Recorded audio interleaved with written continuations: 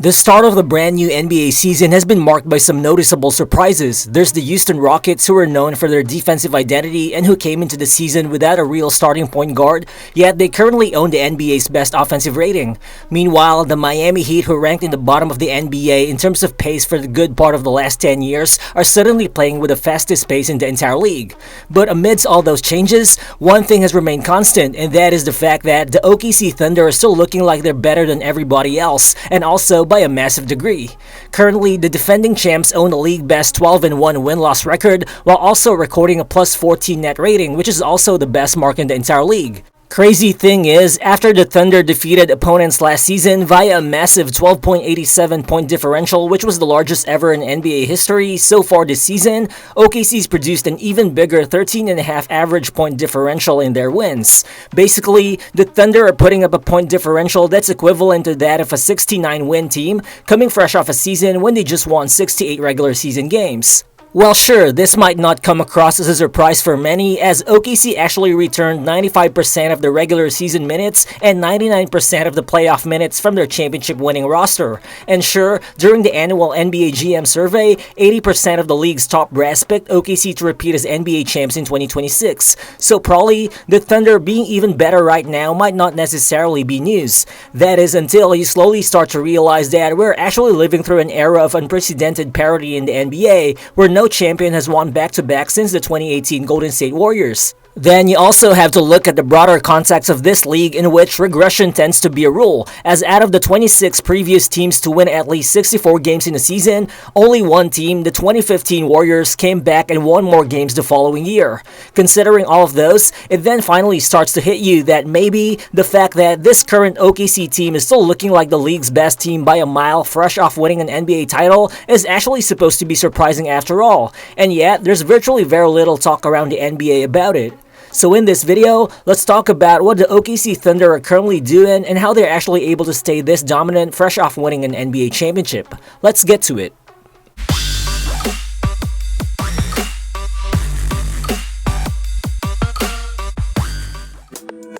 What makes the Thunder's current dominance even more surprising is the fact that they haven't even been fully healthy this season. J-Dub, OKC's All-Star, All-NBA, and All-Defense number 2 option, has yet to play a single game due to offseason wrist surgery. Meanwhile, Isaiah Joe, Alex Caruso, and Lu Dort have also missed at least 5 games each to start the year. But more notably, OKC's third option, Chet Holmgren, who's currently averaging 19 points and 9 rebounds with 1.3 blocks per contest while producing 59, 37, and 87% shooting splits, has also missed 4 games himself due to lower back soreness. Well, according to Coach Daigneault, the team has been taking a conservative approach when dealing with injuries to Chet, and honestly, that kind of approach is something the Thunder can afford to take, considering they won the NBA title even with Chet missing 50 games last season, and also despite Ihart missing 25 games himself. And now, there's the fact that so far this season, Hartenstein's been fully healthy and available to start at center, and is currently averaging a 13-point and 11-rebound double-double with 3 assists per game, while shooting a hyper-efficient 69% from the field, while also holding opponents to less than 49% shooting at the rim. Well, the crazy thing is, during the 2025 regular season, due to those injuries, Chet and Ihart only shared the floor for a total of 316 minutes, and yet in that limited time, the advanced metrics reflected how OKC totally did crush opponents whenever those two were on the floor together. Fast forward this season, Chet and Ihart have already shared the floor for 155 total minutes, and as expected, the collective impact of those two together on the floor for the Thunder looks even better than last season. After a full offseason to develop chemistry, OKC's 2 7-footers have learned how to better feed off each other when together on the court. Now, you can see how defenses are having much more problems dealing with these two bigs who are both capable playmakers and who are both starting to figure out how to fully leverage each other's gravity to create scoring opportunities, with both Chet and Ihart capable of acting as either playmakers out of the short roll or as lob threats around the paint. Basically, these two bigs are now starting to unlock a brand new layer of shot creation for the Thunder, which further keeps their offense from stagnating in the half-court even without Shai initiating all the time. In this possession, you can see AJ Mitchell setting up iHeart on the pick and roll. iHeart's gravity on the short roll forces Caruso's defender to tag him, which also forces the low man defender to provide paint help. This opens up a ton of airspace for Chet around the dunker spot, so iHeart simply feeds him with a lob, and at this point, there's just nothing John Collins can do to stop the incoming slam. This time, Chet is in an ISO against Anthony Davis on the wing. The shot fake opens up a driving lane which forces PJ Washington to close in on the help. This leaves iHeart with the entire baseline to himself, as all Chet has to do is make the quick dish for another easy finish of the two-man game. And it's such a luxury for OKC that even when one of those bigs are not on the floor, they don't really have to change much of their offense because backup big man Jalen Williams is also a very capable facilitator who's adept at acting as a ball mover in the half court and whose playstyle also complements both Chet and iHeart. Right here, you can see J. Will being set up by Wiggins on the short roll. This has the low man defender immediately helping on the roll, which then opens up a ton of room for iHeart on the dunker spot. J. Will makes the precise pass behind the defender, setting up iHeart for the easy finish. Then here, you can see Shai making the entry pass to J. Will right in the middle of the floor. Watch how J. Will immediately breaks the zone by finding the open man as he makes the quick pass to the cutting Ousmane Dieng. Though whatever else changes with this team, everything still starts with Shai Gilgeous-Alexander, and after having one of the greatest individual seasons in NBA history, winning MVP, Finals MVP, winning the scoring title, making All-NBA first team, and winning the championship, Shai is again off to a tremendous start to the year. He's currently second in the NBA in scoring behind Giannis, as Shai's averaging 32, 5, and 6 on solid 51, 36, and 90% shooting splits. This actually puts him on pace to join Michael Jordan and Giannis as the only players in league history to put up a 35-5 season on at least 50% shooting for 3 straight years. Well, Shai's scoring profile has just been unreal this season. He's currently shooting 77.4% at the rim, which is the third highest mark among all players 6'7" and below to attempt shots at the rim on high volume, only behind Jaime Jaquez and Jaylen Brown. But in addition, Shai is also currently shooting a career-best 53% from floater range and also a career-best 57.4% out of mid-range pull-up jumpers from within 16 feet of the basket, which basically means Shai just cooks everyone when he's got even just an inch of daylight from inside the arc.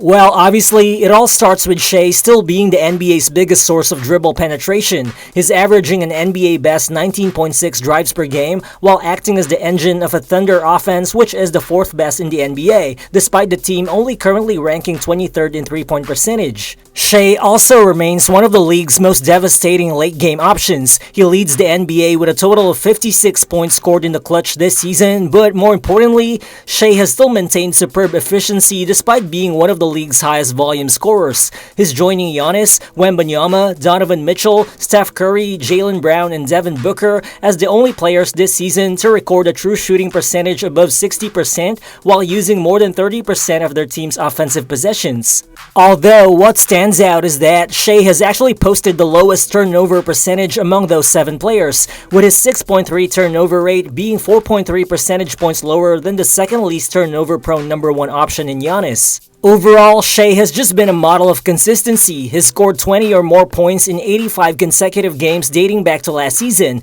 and that is the 3rd longest such streak in NBA history, only behind a couple streaks by the great Wilt Chamberlain. And at the end of the day, Shai just remains whatever the Thunder needs him to become whenever they need to.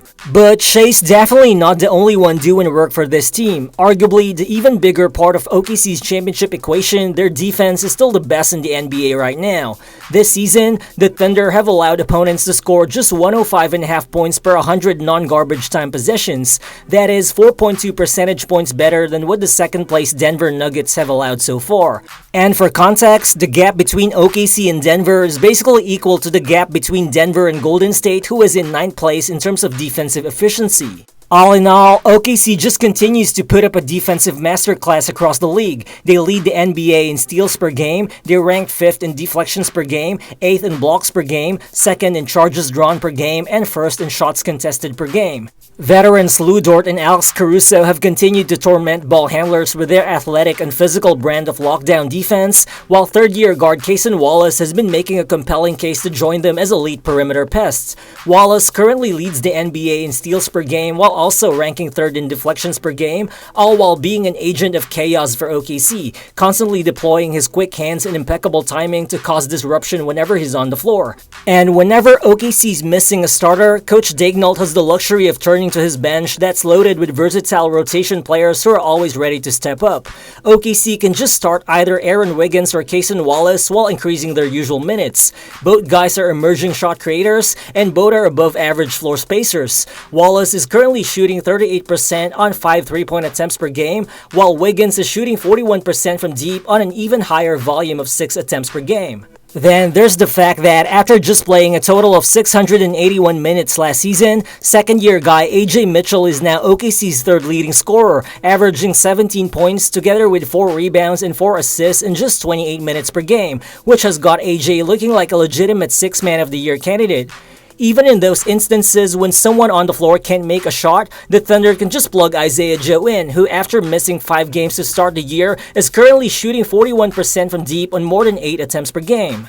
Overall, this OKC team is just a relentless collection of players capable of performing no matter who's in the game or who they're up against. Sam Presti has stocked this team with players that have the kinds of traits that are just hard to teach or replicate. They're mature and humble, and yet they hit the court playing with such freedom and confidence that comes with the fact that whatever happens, they know that they've got the league MVP as their safety net.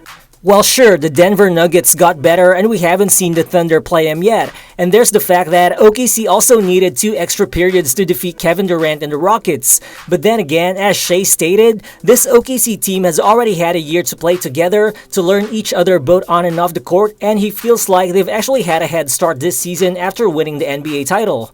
Well, keeping on pace with the Thunder wasn't exactly easy last season, and now, catching up with them when they've got a head start sounds even more difficult, which is why I could just imagine how miserable opposing teams would look like once J-Dub comes back, and once the Thunder starts finding their shooting touch when they're not ranking 23rd in 3-point percentage anymore. Sure, it's hard to consistently win at the highest levels in this league. In fact, in the NBA's 76-year history, only 6 franchises have been able to win back-to-back championships. The Celtics did it a couple times in the 60s, the Lakers have done it 5 times, Detroit has done it once, the Chicago Bulls have a couple three-peats, and we've seen the Miami Heat and the Golden State Warriors accomplish this over the past decade. And right now, it's crazy that the 2026 OKC Thunder are clearly primed to join those teams as back-to-back champions in an era wherein the league is basically trying to prevent things like this from happening.